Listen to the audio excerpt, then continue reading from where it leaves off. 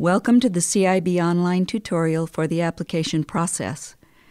The purpose of Permanent Community Impact Fund Board is to maximize the long-term benefit of the funds derived from lease revenues and bonus payments by fostering funding mechanisms which will, consistent with sound financial practices, result in the greatest use of financial resources for the greatest number of citizens of this state, with priority given to those communities designated as impacted by the development of natural resources covered by the Mineral Leasing Act.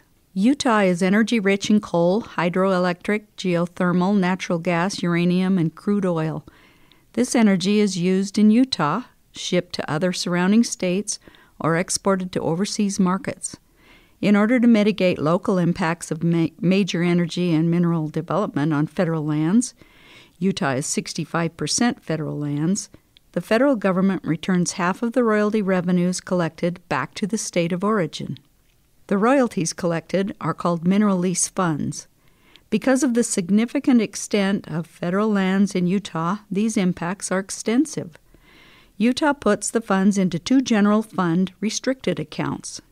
The mineral lease account on the right side of the chart is royalty revenue returned to the state. The Permanent Community Impact Fund receives 32.5% of that revenue, which may be allocated as a grant, 0% loan, or interest-bearing loan. The mineral lease bonus account, indicated on the left side of the chart, indicates revenue from the leases of federal land on which minerals are being developed. The Permanent Community Impact Fund receives 70% of lease payments, which must be allocated as an interest-bearing loan. An 11-member board administers the Permanent Community Impact Fund. The Board of Water Resources, the Water Quality Board, and Utah Department of Transportation each appoint a representative. The director of the department has designated the chair to be the Director of Housing and Community Development. The state treasurer is a member of the board. The Southeastern Utah ALG, 6-county AOG, Uinta Basin AOG, and 5-county AOG each select a representative from their area. The two counties with the most mineral lease revenue during the previous 4-year period, prior to term of appointment, each select a member. When a 4-year term is completed, the revenue is determined, and two highest producers of mineral revenue will each have a seat on the board. Terms are staggered to accommodate board consistency, and board members cannot be from the same county. Eligible applicants must be subdivisions of the state, defined as any county, city, town, school district, building authority, special service district, water conservancy district, county service area, special improvement district, water or sewer improvement district, and public post-secondary institutions. Post-secondary institution projects are governed by legislation and require approval from the Board of Regents and the Governor's Office. The Board has been granted the authority to make grants and loans to subdivisions of the state for planning, the construction and maintenance of public facilities, or the provision of public services. Planning applications require a 50% cash match. Matching funds may not be funds spent or not specifically dedicated to accommodate the project to represent a true match. Equipment funding is allocated for large equipment such as fire trucks. The facilities or services provided must be available and open to the general public. The proposed funding assistance cannot be a pass-along of low-interest government financing to the private sector. Any arrangement with a lessee of the proposed project must constitute a true lease, wherein the lessee pays a reasonable market rental for the use of the facility. Also, the applicant cannot sell the facility to the lessee unless fair market value is received. Applicant must submit evidence and legal opinion that it has the authority to construct, own, and lease the proposed project. In 2016, to accommodate large projects that are not eligible for mineral lease funding, the THROUGHPUT Infrastructure Fund was created through the Transportation Investment Fund of 2005 and is comprised of transportation funds, not mineral lease funds. The board oversees funding and review of applications for the Throughput Infrastructure Fund. Throughput infrastructure projects are limited to the following items, whether located within, partially within, or outside the state: a bulk commodities ocean terminal, a pipeline for the transportation of liquid or gaseous hydrocarbons, electrical transmission lines, a short line freight railroad, a hydrogen fuel production facility, a plant for the production of zero-emission hydrogen-fueled trucks. The Housing and Community Development Division provides staff support to the Permanent Community Impact Fund and its board. Questions may come up as you view this informational PowerPoint concerning CIB processes. Please feel free to contact a member of the staff with those questions. All applicants should make certain the most current CIB application is used, which will be available on the website. The CIB has a new format for fiscal year 2021. This is a view of the CIB application general information page. The title of the project should be concise, such as Town Community Center or Regional Senior Center, not a project description. The project description is a separate submission which will provide the required details concerning the project. The project location is to indicate where this project will occur. It can be the city or an actual address. Make certain all contact information included in the application is current. The contact person shall be affiliated with the applicant entity and who can answer questions concerning the project. Contracts and correspondence will be generated using this information. The federal tax identification number is the number the applicant uses to do business and must be included on the application. The presiding official is the mayor for cities and towns, a commissioner for counties, the chairman or president in the case of a municipal building authority or special service district, water district, etc. Applicant support includes an engineer, but is not required to apply. If a project has been generated by an engineer, please list the engineer that has been or will be utilized for the project. The bond counsel is not your regular attorney, but is specific to the issuance of bonds. CIB has a list of bond attorneys if needed. If an applicant is awarded a loan, bond counsel will navigate the issuance of bonds. All CIB loans are through the issuance of bonds. And finally, financial consultant is an eligible cost, but it is optional. Part B, proposed funding. At the top left corner, the applicant lists an amount of funding they wish to request from the CIB. The request should be rounded to the nearest thousand. The applicant and board will discuss funding at one of 3 board review meetings. The total annual debt service capacity represents a reasonable amount but cannot be zero. Determine the existing annual revenue coming in and the existing annual debt and operating expenses. Existing revenue minus existing debt and operation expenses equal leftover, and that is the current annual debt capacity. This is a good exercise not only for the CIB application, but to help in the planning for future projects. Security for the loan indicates a revenue source for loan repayment should loan funding be allocated. B&C Road Fund revenue can be pledged for a maximum term of 10 years. Mineral lease revenue can be pledged for a maximum term of 15 years. On this page of proposed funding, you list the cash and funding anticipated for the project. In-kind funds must have a demonstrable value such as donated land, donated building. Federal grants include USDA, CDBG, and other federal funding sources, and state funds include funding from the Division of Water Quality or the Division of Drinking Water or UDOT. Part B, proposed funding must equal the project expenses indicated on the applicant Part C, project budget estimate. Cost overruns refer to having a plan when the project is or becomes more expensive than existing funding. Indicate if other funds have been applied for. CIB encourages contacting other funding sources And lastly, verification that the facility will meet all eligibility criteria. Note: all funds indicated on the application shall be accounted for and are also indicated on the contract. Part C, Project Budget, is the construction budget, which is an estimated cost to complete the project. A copy of the actual estimate should also be included with the application.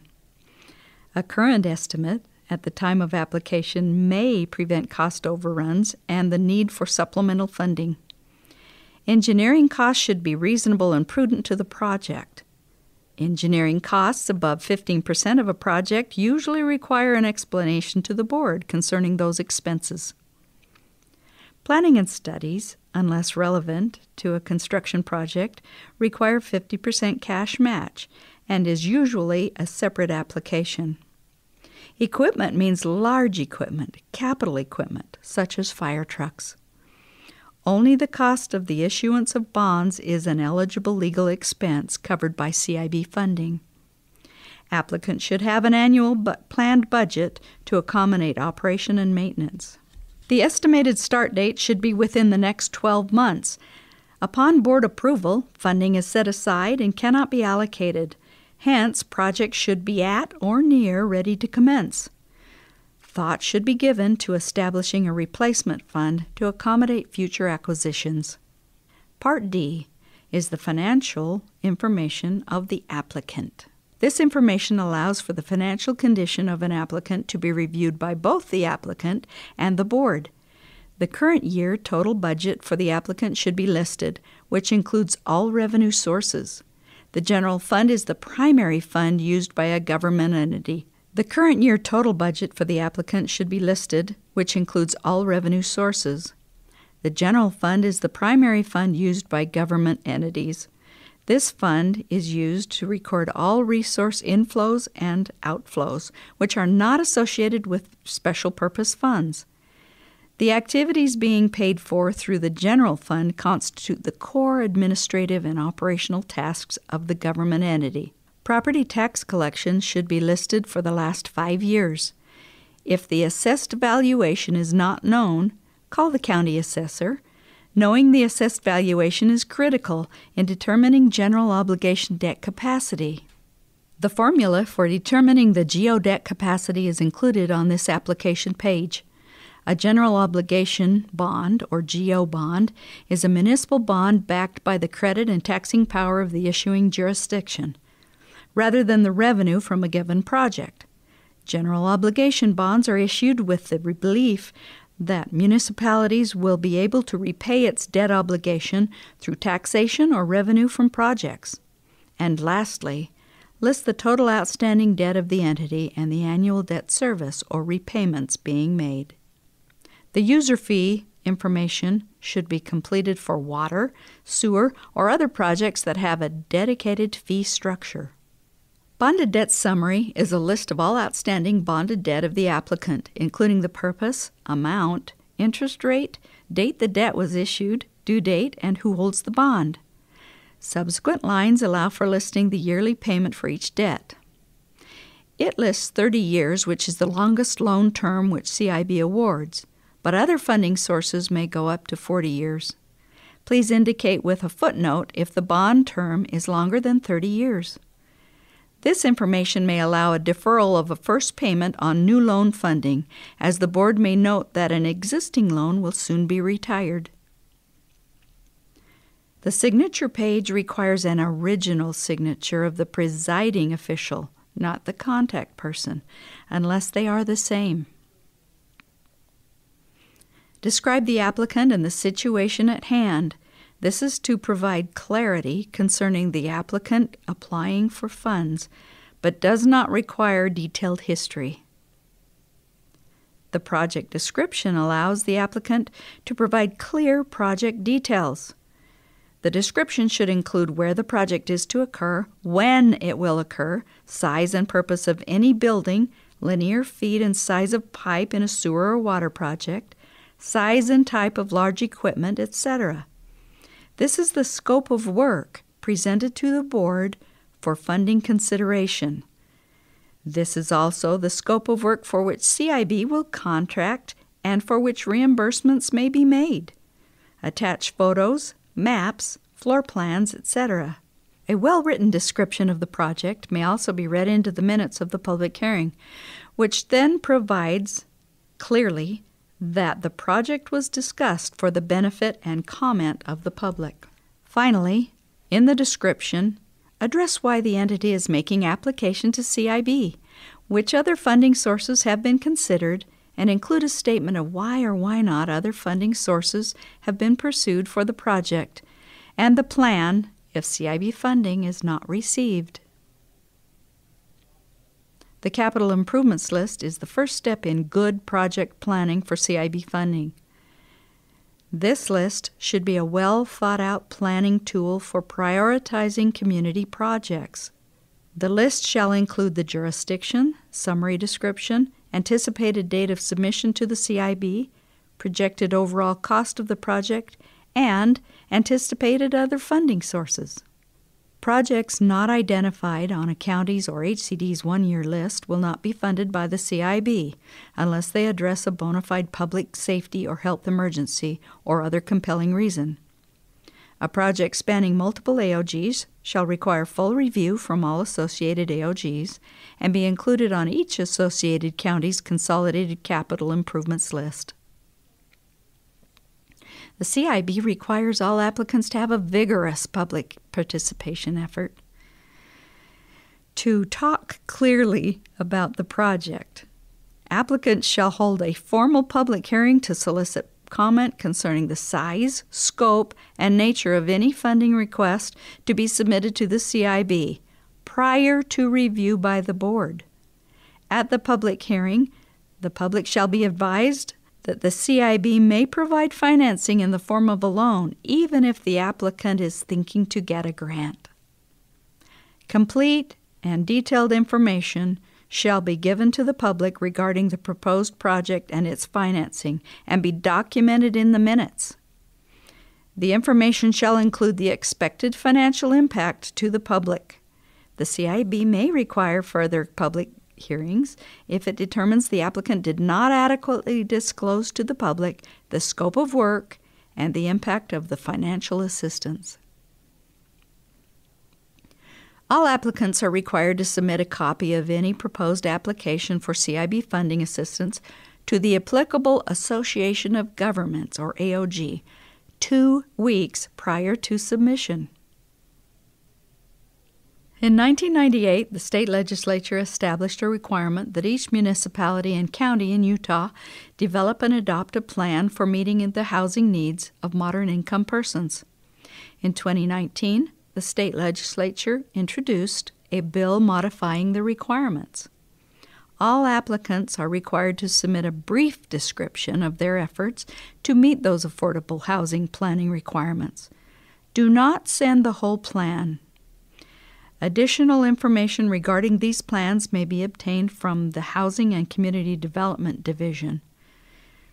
The CIB and the Utah Department of Environmental Quality, or DEQ, have entered into an agreement by which DEQ staff act as technical advisors to the CIB on drinking water and wastewater projects.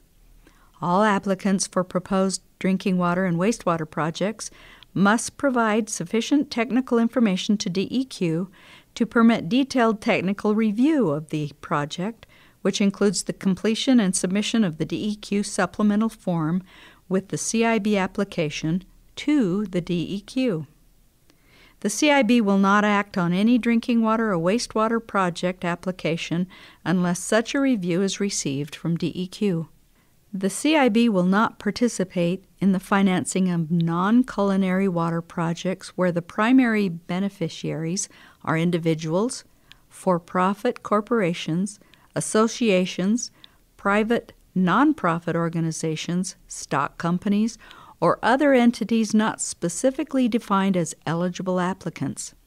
If an eligible applicant can demonstrate that the facilities or services provided would be available to or significantly benefit the general public, and that the proposed funding assistance is not merely a device to pass along low-interest government financing to the private sector, the application may be considered. Street and road funding requests require a completed street and road addendum to be submitted with the application. Planning and study funding requests also require a completed planning addendum to be submitted with the application and a 50% cash match contribution from the applicant. Applicants cannot count the use of in-kind funds as local matching funds unless in-kind participation has a demonstrable value, such as real property. Donated labor or staff time cannot be counted as local matching funds. The Utah State Historic Preservation Office provides advice and guidance to governmental entities who undertake projects subject to Section 106 of the National Historic Preservation Act of 1966 and Utah's Cultural Resource Law under Utah Code Section 9-8-404. SHPO consults on projects to ensure federal and state projects don't carelessly destroy cultural resources. Projects include construction, rehabilitation, demolition, licenses, permits, loan guarantees, transfer of federal property, etc. State and local governments and others using federal funds are also required to comply with Section 106. The Division of State History has requested that the CIB provide information concerning project applications affecting structures 50 years old or older and ground to be disturbed. The applicant shall submit a copy of any proposed application to the State Historic Preservation Office for review and comment regarding the effect of the proposed project on any district, site, building, structure, or specimen that is included in or eligible for inclusion in the National Register of Historic Places or the State Register. A copy of any comments made by the SHPO will be included in the application file. Please provide maps, photos, or other items to identify property associated with the project. The CIB reviews applications and authorizes funding assistance on a trimester basis and follows the state fiscal year, July 1st through June 30th. Applications received after any cycle deadline will be held until the following trimester.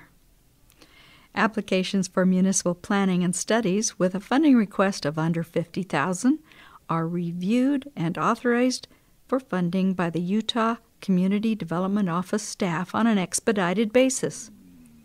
Small planning applications also require a 50% cash match contribution from the applicant. Contact Rural Planning at ruralplanning.org. Donated labor or staff time cannot be counted as local matching funds. Planning requests are reviewed through research and interviews with the applicants. Successful grant recipients will be notified within the following month after submission, which is July, November, and March. Applicants will be informed when their project is on the project review meeting agenda for funding consideration. At the review meeting, applicants shall make formal presentation to the CIB and respond to the CIB's questions.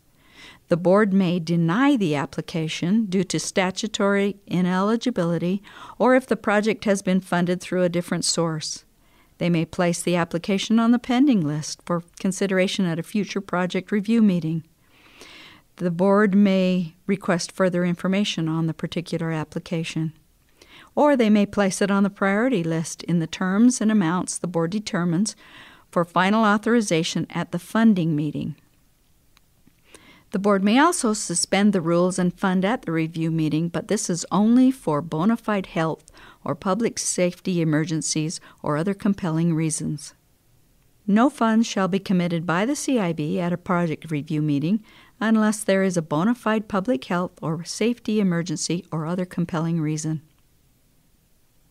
Applicants should be present but are not required to make formal presentations to the CIB at the funding meeting, unless further discussion is required or funding package changes are discussed. Though it is recommended that applicants attend the funding meeting, let the CIB staff know if an applicant has a hardship in being present, wherein the staff will notify the board. At the funding meeting, the board may deny the application because the project already is funded through a different source or is not statutorily eligible. They may place it on the project pending list again if the board still requires more information. The project may be considered at a future meeting when staff has received the required information for the board, or they authorize funding.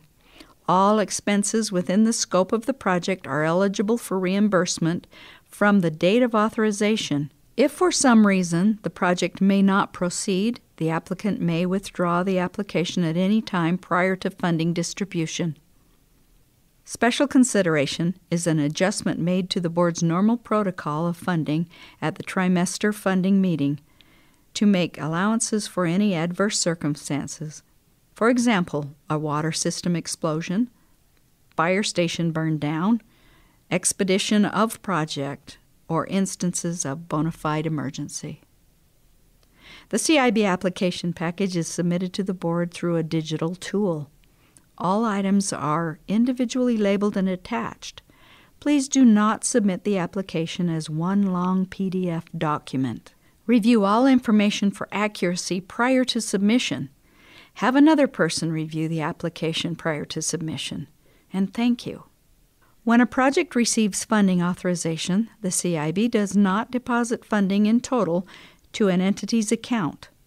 CIB provides approved funding for projects through reimbursement. Web Grants is the CIB's online grants management system to track funding. A funding recipient must be registered, and the contact person must be a designated representative affiliated with the entity eligible for CIB funding. When an entity is awarded grant funding as all or part of the funding package, a grant contract will be prepared and sent to the applicant. The grant contract requires 2 entity signatures, the presiding official and a witness.